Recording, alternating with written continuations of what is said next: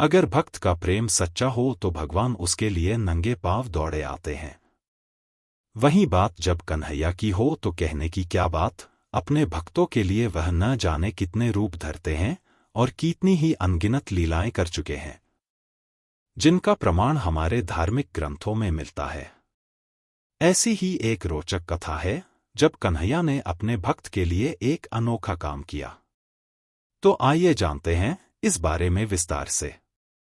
नमस्कार भगत जनों, आपका हमारे इंस्पायर जर्नी चैनल में स्वागत है। अगर आप भगवान को मानते हो तो नीचे कमेंट में जय श्री राम या जय श्री कृष्णा जरूर लिखना। चलो आइए शुरू करते हैं। पौराणिक कथा के अनुसार एक बार की बात है, किसी नगर में एक राजा ने एक मंदिर बनवाया जिसमें श्री कृष्ण की एक मूर्ति भी रखवाई, लेकिन उसकी कभी पूजा नहीं की। पूजा करने के लिए मंदिर में एक पुजारी को रखा गया। पुजारी नियमित कन्हैया जी को नहलाता और बड़ी ही श्रद्धा भाव से उनकी पूजा अर्चना करता। राजा भी रोज कान्हा जी के लिए एक फूलों की माला भेज देता था और जब वह दर्शन करने आता तो पुजारी उस माला को उतारकर राजा को पहना देता। ऐसा करते करते पुजारी की भी उम्र बीत चुकी थी। एक दिन किसी वजह से राजा नहीं आ सका तो उसने एक सेवक के हाथ मंदिर में माला पहुंचा दी और कहलवाया दिया कि आज वह मंदिर नहीं आएगा, इसलिए पुजारी उसका इंतजार ना करे। इतना कहकर सेवक चला गया। पुजारी ने हमेशा की तरह कन्हैया जी को माला पहना दी, लेकिन जब शाम हुई तो पुजारी यह सोचने लगा, माला उतारकर किसे पहनाई जाए। उसने सोचा क्यों न ये माला आज मैं ही पहन लूं, वैसे भी मेरी उम्र हो चली है, जीवन का क्या पता कब खत्म हो जाए। इतना सोचकर पुजारी ने माला उतारकर अपने गले में डाल ली, लेकिन इतने में ही सेवक आ गया और उसने बताया कि राजा की सवारी मंदिर में पहुंचने वाली है। राजा की सवारी आने की बात जब पुजारी ने सुनी तो वह डर गया। उसने सोचा कि अगर राजा ने उसे देख लिया तो वह तो मरवा ही डालेंगे। आनन फानन में पुजारी ने माला उतारकर वापस कन्हैया जी को पहना दी। जैसे ही राजा अंदर आया तो हमेशा की ही तरह पुजारी ने माला कान्हा जी के गले से उतारकर राजा को पहना दी, लेकिन माला पर लगा सफेद बाल देखकर राजा समझ गए कि पुजारी ने यह माला स्वयं ही पहनी थी। बस फिर क्या था, राजा क्रोधित हो उठे और उन्होंने गुस्से में पुजारी से पूछा कि माला पर सफेद बाल कहाँ से आया। तब राजा की बात सुनकर पुजारी डर गया और बोल पड़ा, ये तो कन्हैया जी का है। अब तो राजा और भी क्रोधित हो गए, क्योंकि कान्हा तो भगवान है और उनके बाल सफेद कैसे हो सकते हैं।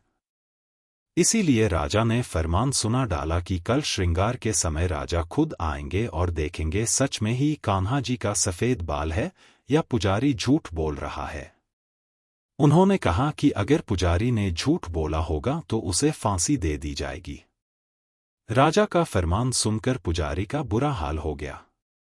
उसने सोचा अब क्या करें, कहाँ जाए, अब तो उसका मरना तय है।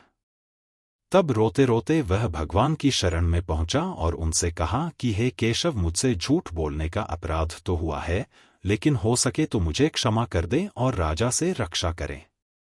पुजारी ने कहा कि हे माधव, आपकी सेवा करते करते करते मैं वृद्ध हो चुका हूं, अब आप मुझे माफ कर दीजिए, ऐसी गलती दोबारा नहीं होगी। यही कहते कहते पुजारी की न जाने कब आंख लग गई और उसकी आंख तब खुली जब सुबह हो चुकी थी। उधर सुबह होते ही राजा भी आ गया और कहने लगा, आज कान्हा जी का श्रृंगार वह खुद करेगा। ऐसा कहकर जैसे ही राजा ने कान्हा जी का मुकुट उतारा तो देखा कि श्री कृष्ण के तो सारे बाल ही सफेद हैं। लेकिन राजा को फिर भी यकीन नहीं हुआ। उसे लगा कि फांसी के डर से पुजारी ने ही बालों को रंग दिया होगा।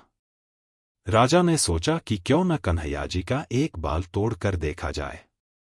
इसके बाद राजा ने कान्हा जी का एक बाल तोड़ लिया, लेकिन जैसे ही बाल टूटा कन्हैया के सिर से खून की धारा बहने लगी।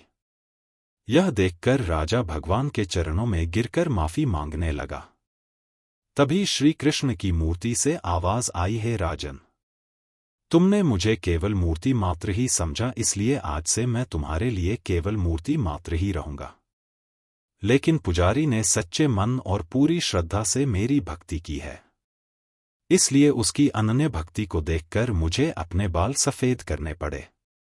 कन्हैयाजी ने कहा कि भक्ति में कभी भी संशय नहीं होना चाहिए और सच्चे भक्त की लाज तो मैं कभी जाने ही नहीं देता। प्यारे भगतजनों, आपको ये कहानी कैसी लगी नीचे कमेंट में ज़रूर बताइए और साथ ही हमारे चैनल को सब्सक्राइब कर ले ताकि आगे आने वाली और भी अच्छी अच्छी कहानियाँ आप तक पहुँच पाए। धन्यवाद। आपका दिन शुभ हो।